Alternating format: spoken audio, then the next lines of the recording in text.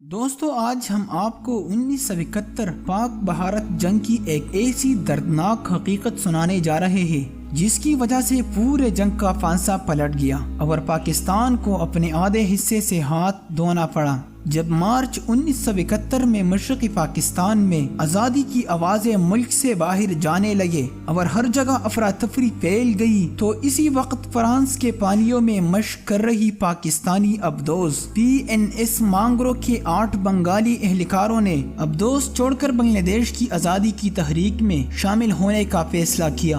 31 مارچ سن 1971 کو اسپین کے دارالحکومت میڈرڈ میں واقع انڈین سفارتخانے کے دروازے پر فرانس سے بھاگ کر آنے والے پاکستانی بحریہ کے ان اہلکاروں نے دستک دی۔ سن 1964 میں وہاں تعینات کیے گئے انڈین سول سروسز کے اہلکار گردیپ بیدی نے ان کے پاسپورٹس کا معائنہ کیا اور انہیں قریب ہی ایک سستے ہوٹل میں ٹھہرا دیا۔ انہوں نے ان اہلکاروں کے بارے میں دلی سے رابطہ کیا تو وہاں سے یہ حکم ملا کہ ان اہلکاروں کو فوراً دلی بھیجے جانے کا انتظام کیا جائے۔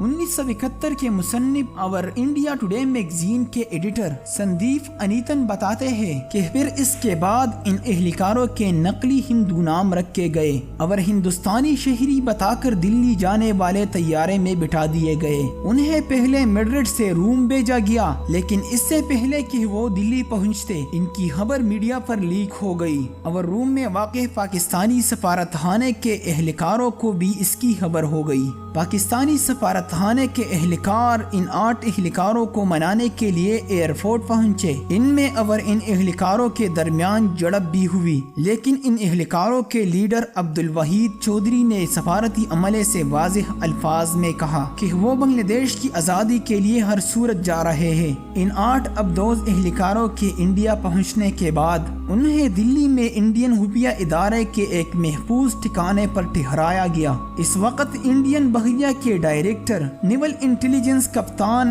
MK مے کی رائے کو خیال آیا کہ پاکستان سے بھاگ کر آنے والے بحریہ کے ان اہلکاروں کا استعمال مشرقی پاکستان میں موجود پاکستانی جہازوں کو ڈبونے اور نقصان پہنچانے میں کیا جائے۔ اس طرح پاکستانی بحریہ کے خلاف آپریشن کا آغاز ہوا جس کی ذمہ داری ان 8 اہلکاروں کو سونپی گئی۔ انڈیا اور مشرقی پاکستان کی سرحد کے قریب جہاں پلاسی کی جنگ ہوئی تھی وہاں بنگلہ دیش کی آزادی کے لیے لڑنے والے مکتی باہنی کے جنگجوؤں کو تربیت دینے کے لیے کیمپ لگایا گیا اور اس کیمپ کو 2 پلاسی یا C2P کا ایک کوڈ نام دیا گیا۔ اس کیمپ میں ان لوگوں کو 3 ہفتوں تک جنگی جہازوں کو نقصان پہنچانے کی تربیت دی گئی اور لمپیٹ مائنز کا استعمال سکھایا گیا اور یہ بھی سکھایا گیا کہ حملہ کس وقت کرنا ہے۔ لمپیٹ مائن ایک طرح کا ٹائم بم ہے جس میں مقناطیس لگا ہوا ہوتا ہے۔ چراغ انہیں جہاز میں لگا کر باغ نکلتے ہیں اور اس میں تھوڑی دیر بعد دھماکہ ہو جاتا ہے۔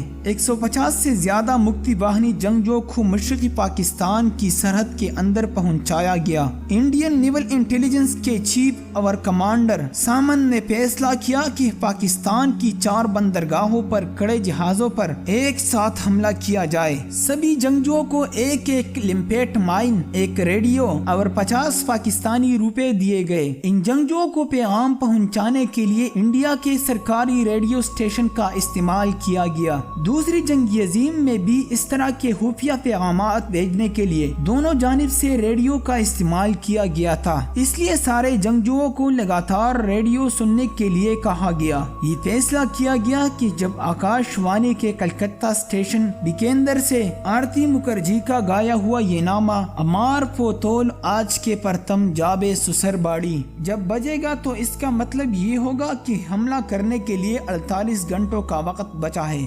اس مشن کو انجام دینے کے لیے مکتی باہنی جنگجوؤں کو شہر سے باہر جانا تھا جو کہ اس وقت بہت مشکل کام تھا۔ مکتی باہنی کے ایک کارکن خورشید نے اس کا حل نکال لیا۔ اس نے کہیں سے water and power development authority کے ایک ٹویوٹا پک اپ ٹرک کا انتظام کیا جس کے ذریعے یہ مشکل کام بھی آسان ہو گیا۔ مشرقی پاکستان میں 14 اگست سن 1971 کی آدھی رات کو 100 سے زیادہ بنگالی جنگجوؤں نے اپنے کپڑے اتار کر پر تیرنے والے ٹرنک اور پیروں میں ربڑ کے پن پہنے انہوں نے لمپیٹ مائن کو ایک باریک کپڑے کی مدد سے اپنے سینے پر باندھ لیا۔ 14 اگست 1971 کی آدھی رات کو چٹگاؤں میں مکتی باہنی کے جنگجو شاہ عالم نے سب سے پہلے پانی میں چھلانگ لگائی اور وہ 1 کلومیٹر تیرتے ہوئے وہاں کھڑے پاکستانی جہاز کی طرف گئے۔ اس پورے آپریشن کو فرانس میں PNS مانگرو سے بھاگ کر آنے والے عبد الوحید کنٹرول کر رہے تھے۔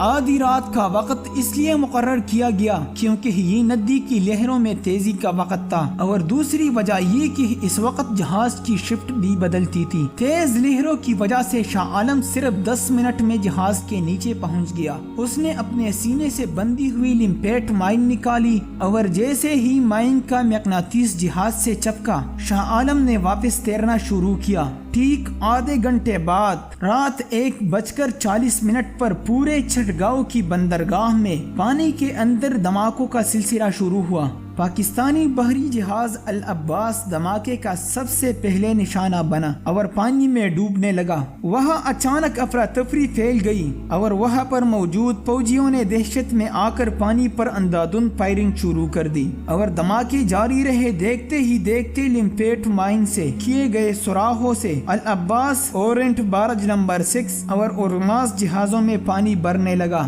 تھوڑی دیر میں تینوں جہاز پانی میں ڈوب گئے۔ اس رات نارائن گنج، چاند پور، چالنا اور مونگلا میں بھی کئی زوردار دھماکے سنے گئے۔ اس پورے آپریشن میں پاکستانی بحریہ کے 50,044 ٹن وزن کے جہاز ڈبوئے گئے اور 14,000 ٹن وزن کے جہازوں کو نقصان پہنچایا گیا۔